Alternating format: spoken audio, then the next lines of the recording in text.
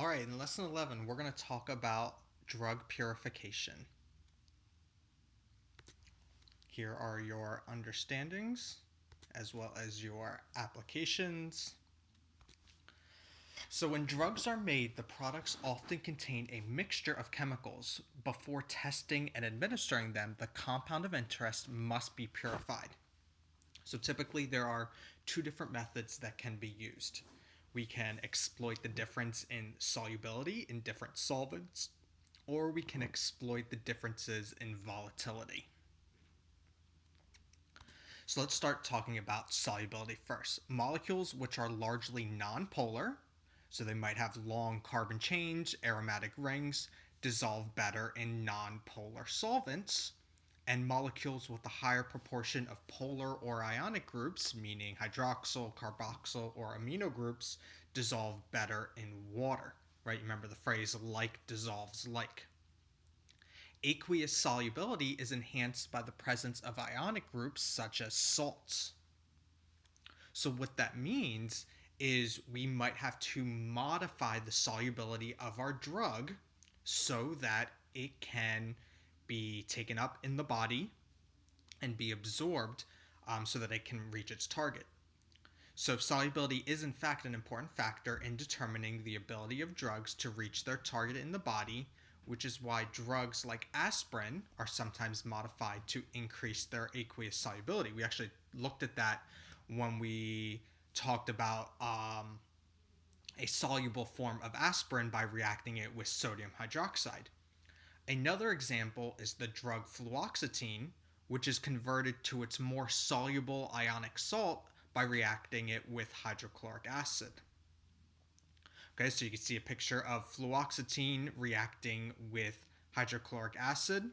Okay, fluoxetine by itself, not very soluble. React it with the HCl, and you get a more soluble drug, which we now know as Prozac. Now let's talk about how do we extract those different components. During the isolation process, solubility differences can be used to separate the components of a mixture. Choosing a solvent which selectively dissolves a particular component is known as extraction. This is what happens, for example, when coffee beans are decaffeinated by extracting the caffeine with liquid carbon dioxide. Solvent extraction exploits the fact that a solute may show the greatest difference in solubility between two solvents that are immiscible. When given the chance to dissolve in both, the solute becomes unequally distributed between the two, known as partition.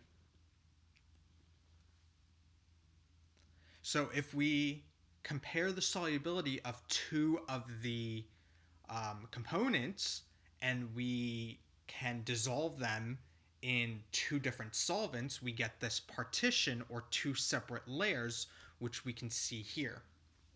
Okay, so let's look at an example. A product mixture is an aqueous solution that contains the required product X. It is known that X has a higher solubility in hexane than in water. So X in this case can be whatever chemical, whatever drug. We know that it has a higher solubility in hexane than in water, so it probably has more nonpolar components and is overall nonpolar. We can take that aqueous mixture and add it to what is known as a separating or separatory funnel, and a volume of hexane is added. The funnel is shaken vigorously and then placed in a stand to allow the contents to settle. Hexane is less dense than water and so forms the upper layer. So if we look at our picture on the right, we can see that most of the product X has dissolved in the hexane, and because hexane is less dense, it will create a layer that is on top of the water. And since compound X is not very soluble in water, there is not much of it dissolved in the water. What we can do is then drain the lower layer, which is mostly water. And on top, we have the hexane layer containing most of our product X. Once we get rid of that lower layer, the only thing that will be left is the hexane with X dissolved in it. So then we can just evaporate the hexane, leaving us just with our product that we want. Solvent extraction is used, for example, in the preparation of penicillin. And in that case, they will use trichloromethane as the solvent. Okay, so this is a really common technique to get one particular component into one of multiple layers, and then we get rid of one layer and we're left behind our other. Now let's talk a little bit about volatility. So the boiling point of an organic compound is determined by the strength of the forces between its molecules, as those must be broken in order to separate the molecules and form the gas phase. So the stronger the intermolecular forces, the higher the boiling point and the less volatile the substance.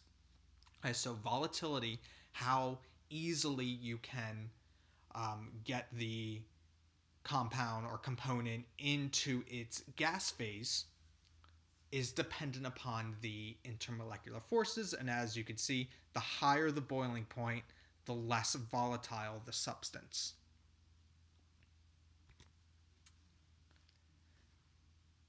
So how else can volatility differ? Well, we can look at the molecular size.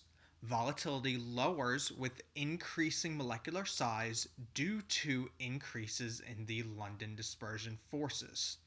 So larger molecules have a lower volatility because they have greater London dispersion forces. Another factor that needs to take into account is polarity. So more polar functional groups cause a lower volatility due to their ability to form hydrogen bonds or dipole-dipole interactions. The influence of functional groups on lowering volatility is in the order seen there. Okay, so molecular size, polarity, two examples that can affect the volatility or the boiling point. So let's talk about a technique that uses differences in volatility to separate components, and this is called fractional distillation. So it is based upon the principle of evaporation and condensation as a simple distillation process, but achieves better separation through the use of a fractionating column. The process results in fractions, each of which contains a mixture of liquids which boil within a narrow temperature range. Fractional distillation is used in the isolation of drug products from liquid mixtures and as part of the process used to separate chemical feedstocks such as phenols and toluene used in the synthesis of many drugs. Okay, so we're going to see in a little bit fractional distillation, how it works. But before we do that, we want to talk about Raoult's law, which is based on the mole fraction. So the mole fraction of a substance, which is given by the symbol chi, okay, it's not an X, but it's a chi, refers to the fraction of the moles of the substance in a mixture. The mole fraction of a substance is the fraction of the moles of the substance in a mixture. The sum of the mole fractions of all the components of a mixture is equal to 1. So, in a mixture, of which could be 2 or 3 or more components, the mole fraction will equal 1.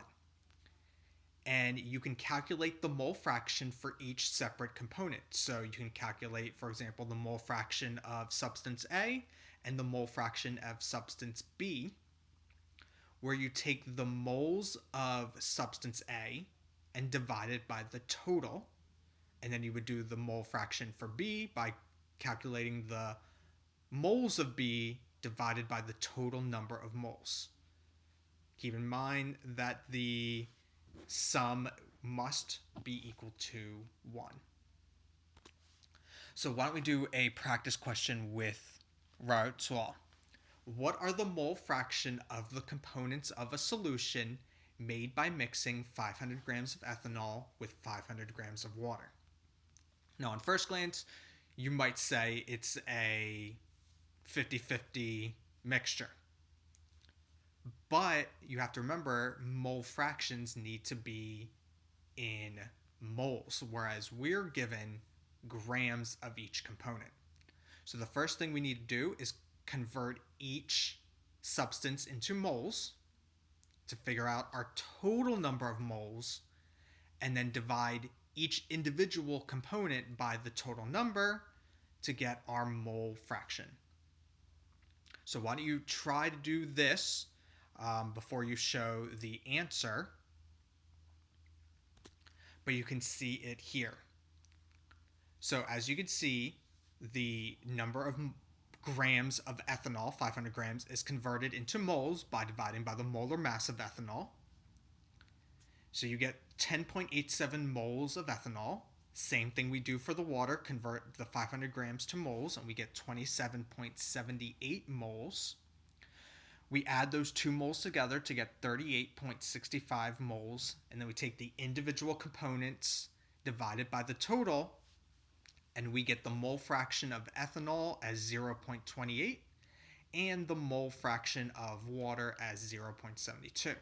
So even though the same amount of mass of ethanol and water were added, the mole fraction, there are different fractions in this case.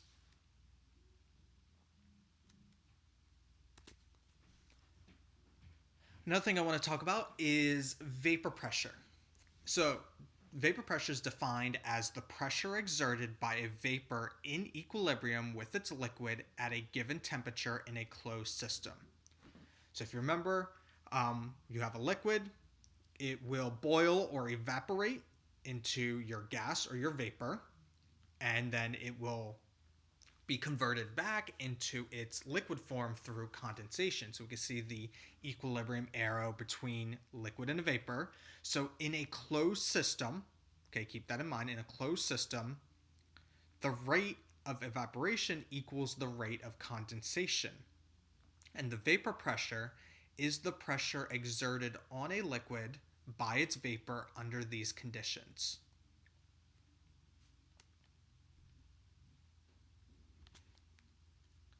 The further this equilibrium lies to the right, the higher the vapor pressure, as more molecules exist in the gas state to exert pressure on the liquid surface.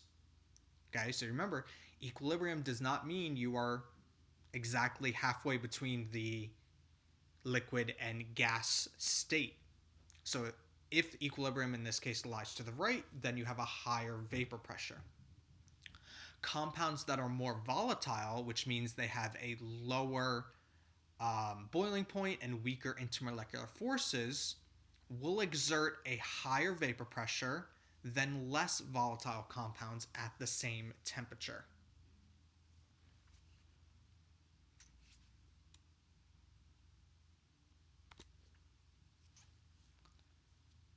Continuing on with the idea of Raoult's law, the total vapor pressure of a solution is equal to the sum of the total vapor pressures of each component. The vapor pressure of each component is proportional to its mole fraction in the solution. So the total pressure is the sum of the individual pressures of the components. So we can use Raoult's law to calculate the vapor pressure of each individual component. Okay, that is why it's important to find out what Raoult's law is.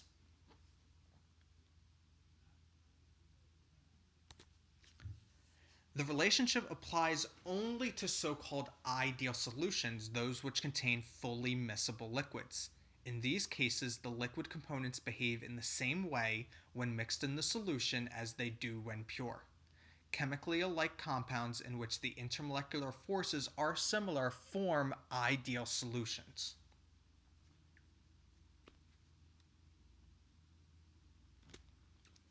So here is a graphic summary.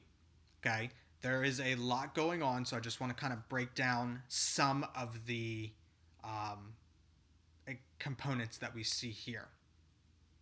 Okay, at the bottom we see the mole fractions of two components A and B, of which they both add up to 1. So you can see how there are different amounts. Okay, X, which is right at the bottom, represents the solution when it contains equal amounts of each component A and B, and therefore the mole fraction is 0.5. Y at the top of that dotted line represents the total vapor pressure of that equal molar mixture. This shows that B makes a larger contribution to the total vapor pressure than A, so the vapor must contain a higher proportion of molecules of B. Okay, so we can see how Raoult's law plays into the total vapor pressure, and then therefore finding the individual vapor pressures for each component. So we mentioned before about fractional distillation, and this is one of the applications of Raoult's law. When a solution boils, it produces a vapor which is enriched in its more volatile component. When that vapor is collected, it condenses to form a solution which is also enriched in the more volatile component. By repeating the cycle of boiling and condensation, more and more separation of the components can be achieved.